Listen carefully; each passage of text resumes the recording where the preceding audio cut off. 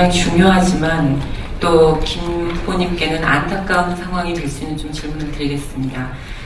7월 8일 날 공식 출마 선언하신 이후 지금 한 20여일이 지났는데요. 지지율이 답보 상태에 있습니다. 대부분의 여론조사 기관에서 발표된 결과를 보면 한 자릿수에 머물러 있는 경우가 많습니다.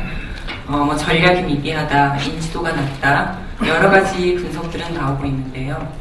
이런 여러 가지 원인이 있겠지만 대선 후보로 나설 준비가 아직 부족한 거 아니냐, 그런 평가가 가장 많은 것 같습니다. 이런 준비 부족이라는 평가에 대해서 어떻게 생각하시는지, 동의하시는지, 그리고 또 지지율은 왜 올라가지 않는다고 생각하시는지 좀 답변을 듣고 싶습니다. 이 총선에서도 많은 여론조사 기관들이 여론조사를 해서 총선 당락을 이렇게 좀 예측하기도 하고요. 상당히 예측이 빗나가기도 했는데, 여론조사가 상당한 민심을 반영하는 잣대이기도 하지만 때로는 밑바닥 현장에서 더더욱 흐르는 이런 민심을 잡아내지 못한 측면들이 있습니다. 물론 제가 아직 공식 출마 기자회견을 하고 출범을 한 지 아직 보름 정도밖에 안 된 측면도 있고요. 또 제가 경남도지사를 하면서 국가적인 이슈, 아젠다에 대해서 제가 적극적으로 발언하지 않았습니다. 물론 시도지사는 정치인 영역이 더 크기 때문에 주요 이렇게 의제에 대해서 발언할 수 있지만, 저는 그래도 야권의 최초의 경남도지사로서 경남도정에 충실하는 게 많겠다 해서 도정에 정말 2년 동안 올인을 했습니다. 그리고 유일하게 중앙정부가 했던 일들 중에서 부산 경남도 생존권이 걸려있는 낙동강 사업 문제만큼 중앙과 대립각을 세워서 제가 치열하게 싸웠지만 나머지는 도정에 전념을 했기 때문에 당연히 우리 국민들이 저를 아는 인지도가 다른 후보에 비해서 많이 낮을 것입니다. 그리고 그 현장의 바닥에 흐르는 이런 부분들이 아직까지 반영되지 않기 때문에 그렇다고 생각을 하고요. 준비에 대해서는 제가 그래도 군수 7년, 도지사 2년 7일, 행정자치부 장관 7개월 하면서 또 열린우리당 그 당시 여당의 최고위원을 하면서 저는 국정도 나름대로 이렇게 좀 나와봤고, 또 현장에서는 정말 누구한테도 뒤지지 않는 그런 경험과 준비를 했다라고 생각합니다. 그래서 경제민주화하고 행정복지, 또 재벌개혁이나 검찰개혁, 우리 한국 사회에 바꿔야 될, 혁신하고 개혁해야 될 그런 과제에 있어서는 누구보다도 강한 의지를 갖고 있다고 생각을 하고요. 저는 크게는 이미 맥을 짚을 줄 안다라고 생각을 합니다. 제가 7년 하면서 남해군을 지방자치 1번지로 만든 경험도 있고, 행정자치부 장관 시절에 부처평가에서 제가 1등을 했습니다. 그리고 또 대통령, 그 당시 노무현 대통령, 또 고건 총리께서 반대하는 직접민주주의를 발현하는 주민투표법도 제가 간섭해냈고요. 또 경남도지사는 역시 여소해야 됩니다. 새누리당이 압도적으로 많은 준비해서 보충하도록 하겠습니다. 예, 보충 질문 바로 드리겠습니다. 전직 지사나 장관은 굉장히 많습니다. 그러나 대통령 후보가 되려면 지사로서 혹은 장관으로서 최고위원으로서 그 특별한 업적, 그 국민에게 각인된 모두가 공감하는 그런 특별한 업적을 세워야 한다고 생각하는데요. 김두관 후보께서는 이런 측면에서 지사로서, 도지사로서, 그리고 최고위원으로서 어떤 특별한 업적을 세웠다고 생각하시는지 좀 말씀해 주십시오. 유럽 같은 데는 굉장히 연립정부라든지 공동정부들이 많이 있지 않습니까? 지금 이제 민주당의 대선 주자들 중에서 장애 있는 안철수 교수하고 지금 공동정부 내지는 연합정부 이런 이야기들을 많이 하는데요. 우리나라 지방자치 역사에 그 야권이 영남권에서 당선된 것도 제가 처음이고, 또 지방자치 역사 20년 되지만 시민사회와 야3당과 함께 공동지방정부를 운영한 케이스도 처음 있습니다. 그리고 지금 조금 전에 소개했던 정부가 지원해주지 않았습니다. 그러나 경남은 독특한 사업으로 진행을 했고요. 아까 말씀드린 주민투표제라는 것이 지금은 정당 정치고 대의 정치이기 때문에 그야말로 대리하지 않습니까? 그러나 가능하면 주민들에게, 국민들에게 직접 민주주의를 발현할 수 있는 영역이 있다면 그것을 키워주는 게 맞다고 생각합니다. 방패장 문제라든지 최근에 청주시하고 청운군 행정구역이 그런 성과들은 없지만 직접 민주주의, 또 풀뿌리 자치, 또 경남의 공동지방정부, 또 모자이크 프로젝트로 해서 시군의 예산 자유권을 드리는 과감하게 권한과 책임을 기초자치정부인 시군으로 전적으로 넘긴 이런 그것에 대해서도 업적이라고 볼 수도 있고 아니면 작은 성과로 최선을 다해서 활동하고 있습니다. 자, 다음 질문입니다. 중국에서는 2010년에 경란을 어긴 것이라는 비판이 많습니다. 이에 대해서 어떻게 생각하시는지, 그리고 이제 저라고 왜 안전한 개발 자전거를 두고 그 위험한 개발 자전거를 타겠습니까? 지난 대배를 했고 또 민주통합당의 유력 주자들이 선거는 상대방이 있는데 새누리당의 박근혜 대통령이고요.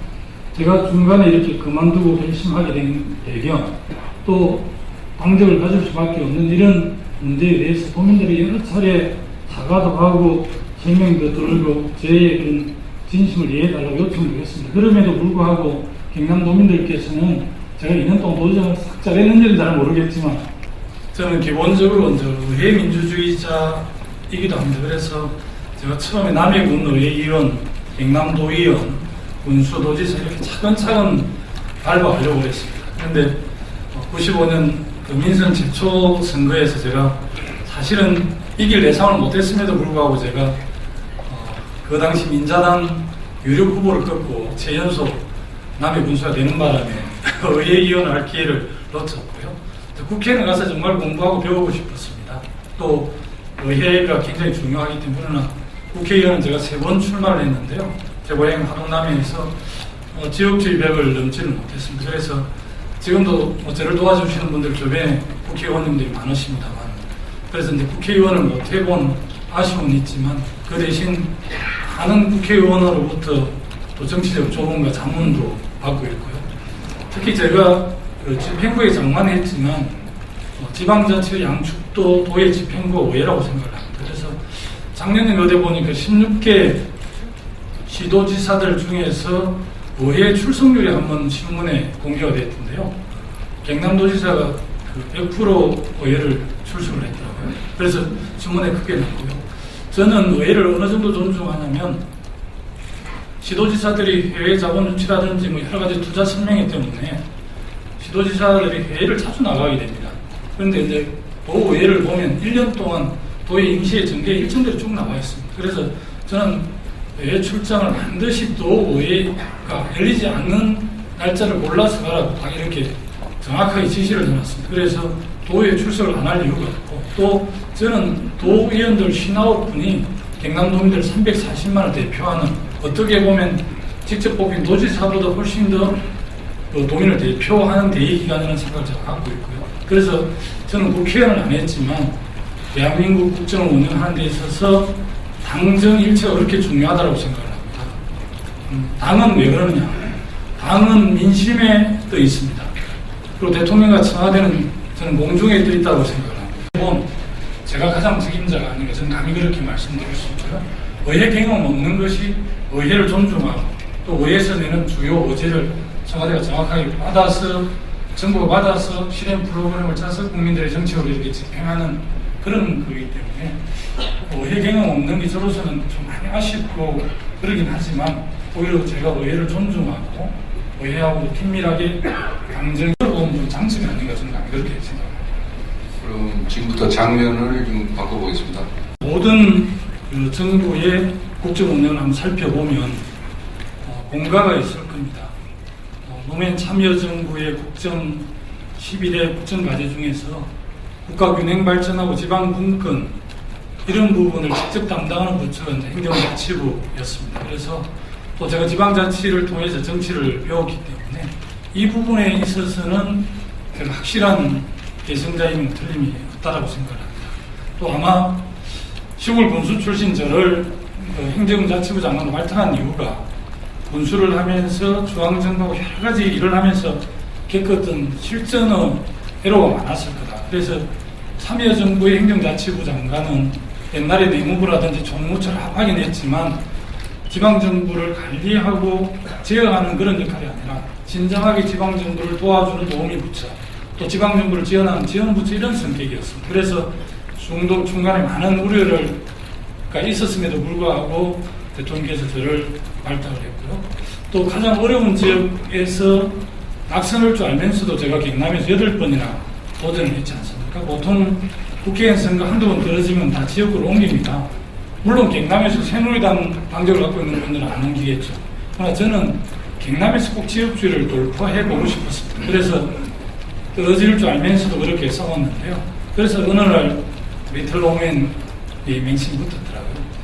친노냐 아니냐 이런 논쟁들이 있는데 노무현 대통령은 그런 지방분권, 유행발전 이런 가치와 철학에 대해서는 제가 보면 친노겠죠. 그러나 이제 우리가 친노를 패밀리라는 개념으로 봤을 때 보통 패밀리는 비서나 가신 이런 사람들을 그렇게 부르는 거지 않습니까? 저는 1995년에 남해군수 최연소 무소속으로 당선되기 전까지 지역에서 농민운동, 지역언론운동, 또 마을이장 이런 걸 하면 10년 동안 지역운동을 통해서 제가 무소속으로 당선이 되었고요. 7년 동안 지방자치 1번지라 할 정도로 제가 업적을 많이 남겼습니다. 일일이 설명하지 않겠습니다. 그래서 노무현 대통령이 저를 발탁했기 때문에 그래서 어떤 측면에서는 노무현 대통령의 개성자이지만 친노 패밀리 개념으로 봤을 때 친노가 아니다. 이래서 약간은 논란도 있는데 노무현 대통령의 그런 잘한 점들은 저희들이 뭐 권위주의 타파라든지 국가균행발전이라든지 지방분권 이런 점에 대해서는 저희들이 개선할 것이고 또 양극화가 심화된 문제라든지 부동산 문제를 통해서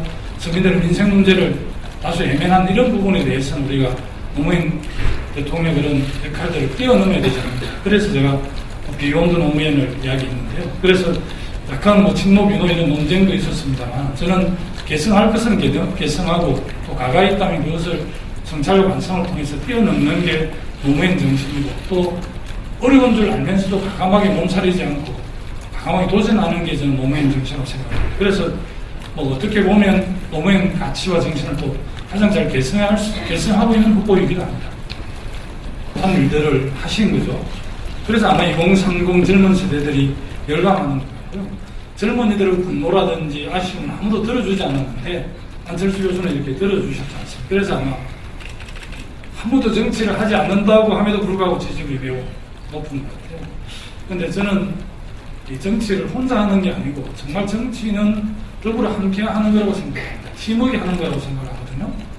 나는 대통령이 되시는 분은 국정 철학이나 이 사상 또 가치관도 매우 중요하지만 대통령과 함께 내각을 구성하고 청와대 수석들이 어떤 사회정책적 입장을 갖고 있는 건 매우 중요하다고 생각합니다.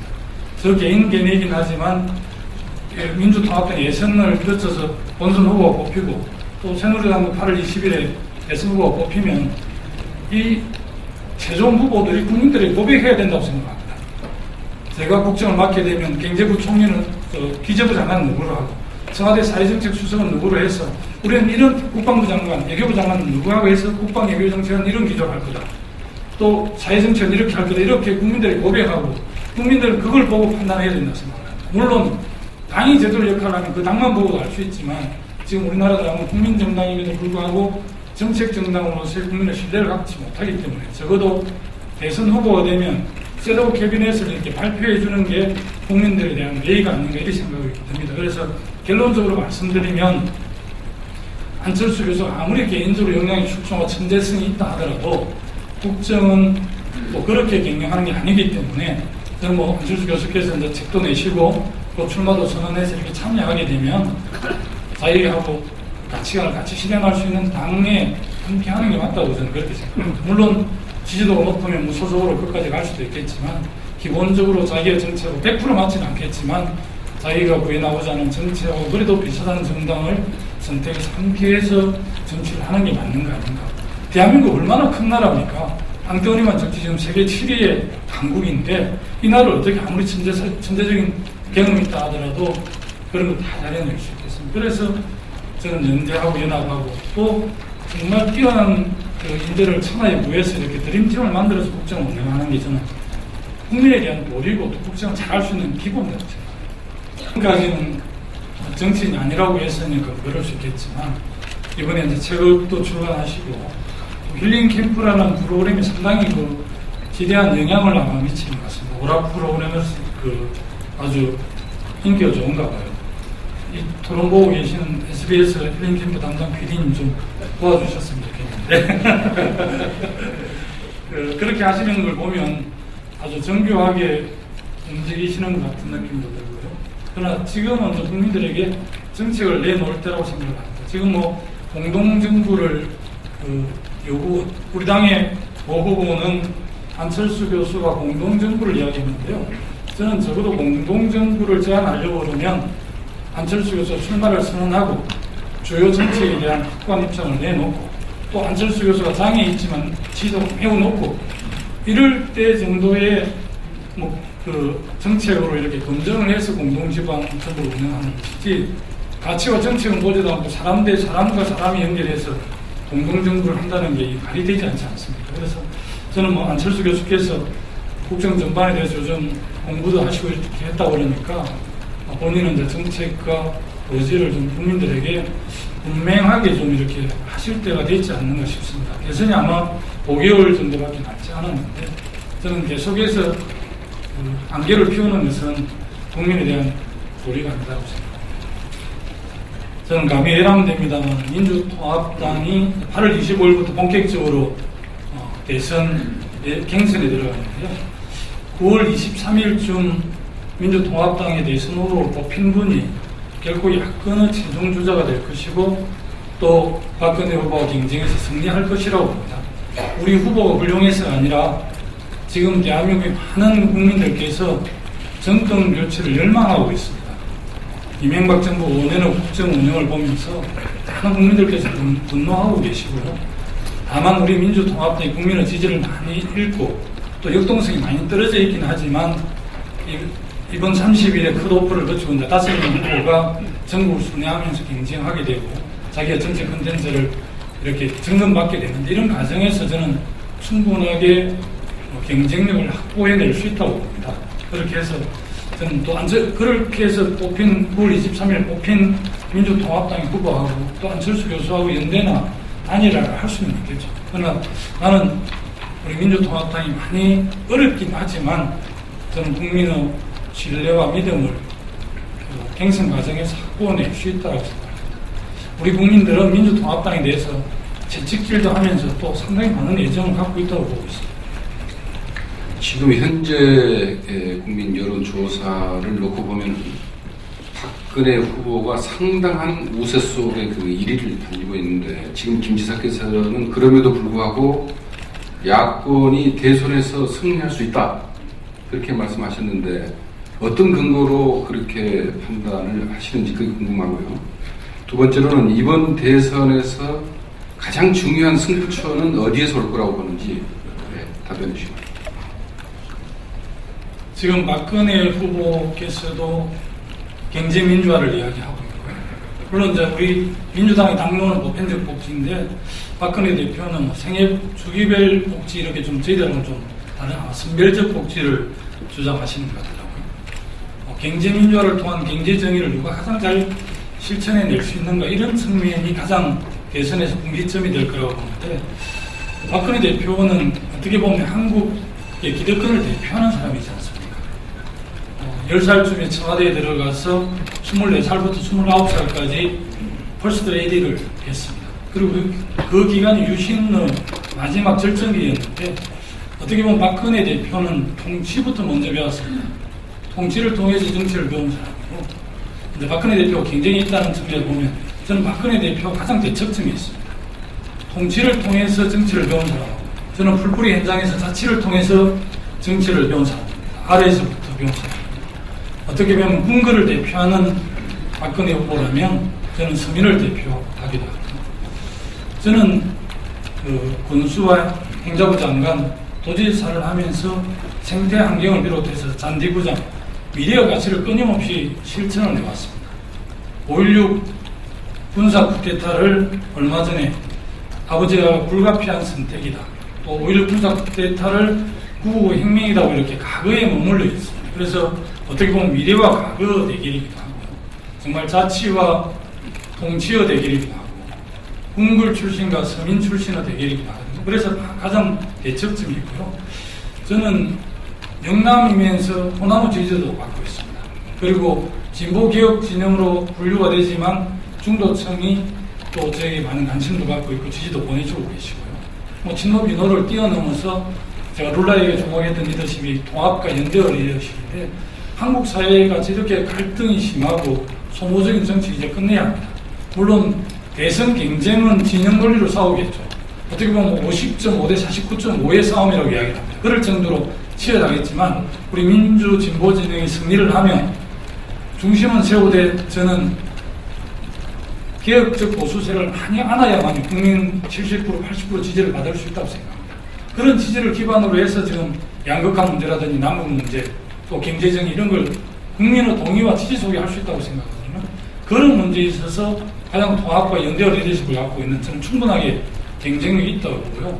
박근혜 대표와 정말 진검승부를 한번 해보고 싶습니다.